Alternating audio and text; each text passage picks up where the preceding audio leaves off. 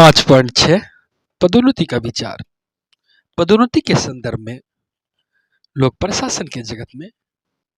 जाना पहचाना नाम एल.डी. व्हाइट ने कहा है कि पदोन्नति से आशय है प्रदत्त ग्रेड से उच्च ग्रेड में चले जाना, जहां कार्य के साथ साथ उत्तरदायित्व में भी वृद्धि होती है, बदलाव होती है। कार्य की प्रकृति कठिन होती है, जिम्मेदारी बढ़ती है। इसके साथ साथ पद नाम में भी वृद्धि होती है, परिवर्तन होता है और वेतन भत्ते में भी बढ़ोतरी होती है। वहीं आर्थर ने कहा है कि कर्मचारियों के साथ पूरे तंत्र के संपूर्ण विकास को सुनिश्चित करने के लिए एक सुव्यवस्थित एवं ठोस पदोन्नति व्यवस्था का होना जरूरी है। एक अच्छे पदोन्नति तंत्र की सुव्यवस्था सुनिश्चित करना आसान काम नहीं है और इसी बात को ध्यान में रखते हुए मेयर्स कहते हैं कि पदोन्नति तंत्र असंतोष का बीज बो सकता है तथा कार्य प्रेरणा को मंद कर सकता है। पदोन्नति के माध्यम से एक तरह से एक नई पहचान मिलती है, एक नई उत्थान होती है और आगे बढ़ने की प्रेरणा मिलती है। और इन सबों के साथ साथ यह भी स्पष्ट होता है, प्रतिबिंबित होता है कि सरकार की इच्छा इस संदर्भ में शुभ है और कर्मचारी तंत्र की वे भलाई करना चाहते हैं, इसके उपयोग में वे काम आते हैं। और यदि पदोन्नति सही की व्यवस्था सही तरीके से नहीं होती है तो कहीं न कहीं कर्मचारी वर्गों में एक असंतोष का भाव हो जाता है, नैतिक मानक में गिरावट आने का खतरा उत्पन्न हो जाता है। और अगर पदोन्नति होती है तो कर्मचारियों के लिए नैतिक उत्थान, प्रेरणा तो होता ही है, साथ साथ विविध अवसर भी पैदा होते हैं, आगे बढ़ते हैं और वो सीट भी रिक्त होता है, वहाँ पर दूसरे भी आते हैं और अधिक कुशलता से कार्य करने के लिए प्रेरणा मिलती है, वो प्रेरित होते हैं। वहीं यदि बार बार रिक्ति यदि रह ही जाए और बाहरी भर्ती द्वारा उसे भर दिया जाए तो जो पहले से पूर्व से कार्यरत कर्मचारी रहते हैं तो वे कहीं न कहीं निरुत्साह हो जाते हैं, वे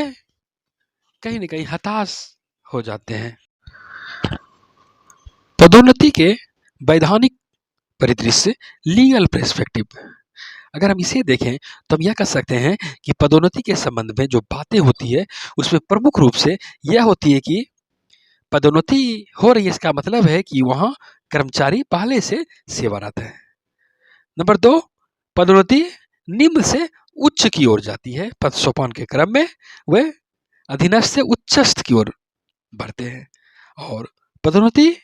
से आशय यह होता है कि एक तरह की नवीन नियुक्ति हो रही है, नए ग्रेड में उसका प्रमोशन हो रहा है, एक नए ग्रेड में वे वर्गीकृत किए जा रहे हैं और विशिष्ट वेतन भत्ते के वे हकदार तो होते ही हैं और उनके पद में भी बढ़ोतरी होती है। ग्रेड में, एक नए ग्रेड में एक तरह से उनकी नियुक्ति होती है। हालांकि हम यह भी समझ सकते हैं कि सिर्फ वेतनमान का बढ़ना ही पदोन्नति नहीं होता है, क्योंकि एक ही पद पर एक ही स्थिति में समयबद्ध वेतन में वृद्धि होती है, लेकिन ग्रेड स्थिति में जब बदलाव हो जाता है तो हम समझते हैं कि उनकी पदोन्नति हो रही है, उनके स्थिति में, पद में भी वृद्धि होनी चाहिए। पदोन्नति क्यों किया जाता है? पदोन्नति के उद्देश्य को देखें तो हम यह कह सकते हैं कि एक तरह से किसी उपक्रम में जो योग्य व्यक्ति होते हैं, प्रशिक्षित होते हैं, कुशल व्यक्ति होते हैं, उसे आकर्षित करना और जो उच्च पदों पर होते हैं उसे वहाँ नियुक्त की जाती है, इसलिए कि वहाँ प्रशिक्षण में जो व्यय होता है उसमें भी कमी आए और इसके साथ साथ उपक्रम की प्रतिष्ठा में भी वृद्धि हो, संगठन में जो कर्मचारी होते हैं, जो नियोक्ता होते हैं, दोनों के बीच संबंध मधुर हो। पदोन्नति के बाद प्रेरणा मिलती है, प्रोत्साहन मिलता है, वे नैतिक दृष्टि से अपने आप को उच्चस्थ मानते हैं और नियोक्ता से मधुर संबंध स्थापित होने में यह पदोन्नति मददगार साबित होता है और जो संघर्ष की स्थिति, आंतरिक संघर्ष की स्थिति बनती है, यह रुकती है, यह समाप्त होती है और जो कर्मचारी होते हैं उसकी योग्यता एवं क्षमताओं का अच्छी तरह से उपयोग कर लिया जाता है और इस तरह श्रेष्ठ योग्यता वाले कर्मचारी को अधिक जिम्मेवारी सौंपी जाती है ताकि उनके मनोबल में भी वृद्धि हो और एक कर्मचारी को वहीं नियुक्त किया जाता है जहाँ की वे अपना बेहतर सृजनशीलता दिखा सके, वह अपनी सेवा को वहाँ अच्छी तरीके से दे सके और उनकी सेवा कोई व्यक्ति उस पोस्ट को, उस पद को, उस सेवा को छोड़कर नहीं चले जाए, उस सेवा में स्थायित्व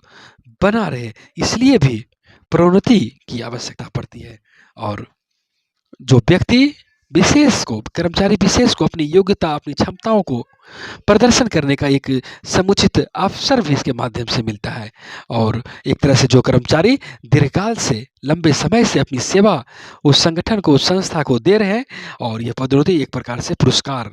स्वरूप उन्हें लगता है और वे अपने पद प्रतिष्ठा को बनाए रखना चाहते हैं। वे अधिक मनोयोग से कार्य करते हैं, वे अपनी कुशलता का, अपनी दक्षता का अच्छा से प्रदर्शन करते हैं, वे ऐसा कर सके। ये भी एक पदोन्नति के उद्देश्य के अंतर्गत आता है।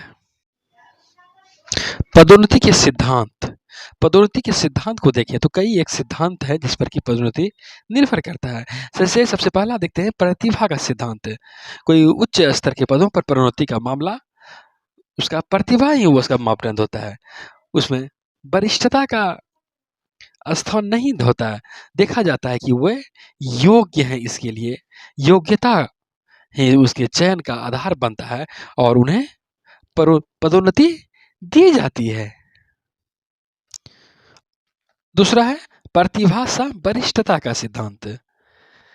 इसमें होता है कि जो पदोन्नति दी जाती है उसमें प्रतिभा ही निर्धारक मापदंड होता है, इसे वरीयता दी जाती है, साथ साथ इसके लिए, इस सबों के साथ साथ उनके लिए वरिष्ठता भी होना आवश्यक है। प्राथमिक रूप से वे प्रतिभा संपन्न हो, प्रतिभा का मापदंड पूरा करेंगे और द्वितीयक रूप से वे वरिष्ठ हो, तभी उन्हें पदोन्नति दी जाती है। अगर सिर्फ वरिष्ठता के आधार पर ही पदोन्नति दी जाए तो यह निम्न स्तर का पदोन्नति माना जाएगा। हालांकि वरिष्ठता के स्तर पर भी यदि पदोन्नति दी जाती है तो वहाँ भी प्रतिभाशाली का कद्र होता है। उत्कृष्ट प्रतिभा को तेजी से पदोन्नति दी जाने की व्यवस्था की जाती है। एक विद्वान हुए फिलिपो, उन्होंने कहा कि जब प्रतिभा का स्तर लगभग समान हो तो फिर वरिष्ठता की भूमिका महत्वपूर्ण हो जाती है। एक समय ऐसा भी आ जाता है कि मापदंड के स्तर पर, प्रतिभा के स्तर पर दोनों समान दिखते हैं, तो वहां पर पदोन्नति की जब बात हो और सीट कम हो, एक ही हो, तो वहां पर फिर वरिष्ठता को देखा जाता है। यहाँ पर 5वें वेतन आयोग की रिपोर्ट में इस संदर्भ में कहा गया कि 2-4 पदोन्नति को स्वीकृत मानक के रूप में अपनाया जाता है, जिसमें कि प्रतिभा की महत्वपूर्ण भूमिका होती है और कभी आप देखते होंगे कि विभागों में सीमित संख्या में डिपार्टमेंटल एग्जाम लिया जाता है, विभागीय प्रतियोगिता परीक्षा लिया जाता है और वहाँ पर कभी-कभी पदोन्नति के लिए गोपनीय रिपोर्ट का भी सहारा लिया जाता है। और लेकिन इन सबों के साथ-साथ कुल मिलाकर योग्यतम को ही पदोन्नति दिया जाए, इस ऐसे हर संभव व्यवस्था की जाती है। एक होता है विभागीय पदोन्नति। आप देखते होंगे कि जब कभी किसी विभाग में कोई वरिष्ठ कर्मचारी सेवानिवृत्त हो जाए तो उनका पद रिक्त हो जाता है, तो ऐसी स्थिति में उस रिक्त पद को भरने के लिए जो अधीनस्थ के कर्मचारी होते हैं, निचले स्तर के कर्मचारी को पदोन्नति करके उस पद को धारित करने के लिए कहा जाता है।